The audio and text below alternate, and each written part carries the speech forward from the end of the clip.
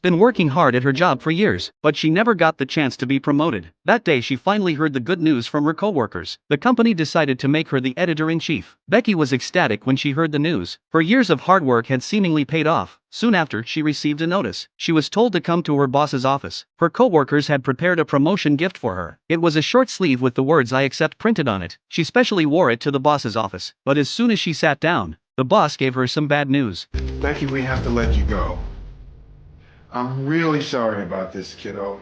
It turned out that the company had rehired a senior writer-director who graduated from a prestigious university. In order to cut costs, they had to fire Becky, who had graduated from an ordinary university. Becky held back her tears and walked out of the office. Colleagues who had worked with her for many years bid her farewell, but Becky smiled and comforted them. She said it was just a minor setback. With the contacts she'd made, she'd be back on her feet in no time. Becky told her mother about the loss of her job, but her mother told her sternly, "You had a dream, great.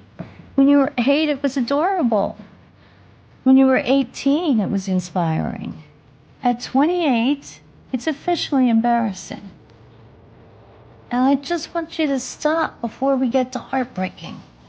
Her mother's words left her in deep thought. She had always worked very hard. She woke up every morning when the alarm went off. She'd be at the office early to get ready for work. The program starts at 5 o'clock. Her co-workers were yawning with sleep, but Becky was always passionate. Her dream was to make a successful TV show and become one of America's top TV writers, so she put most of her energy into her work, and her love life was not going well. Every time she went on a blind date, the calls just kept coming, and it all ended in failure. So now she's all alone, but that doesn't affect her passion for her work. At night, she sat on her bed and couldn't sleep for a long time. She knew her mom didn't want her to work so hard, but she'd gotten used to her life over the years. She wasn't willing to give up her dream so easily. So the next day, she began to frantically submit her resume on the internet. Her goal was still to be a TV program director, but because she didn't graduate from a prestigious school, she met many obstacles. That day, she finally got an interview invitation from IBS in New York. Becky was thrilled. Unbeknownst to her, this new job would change her life forever.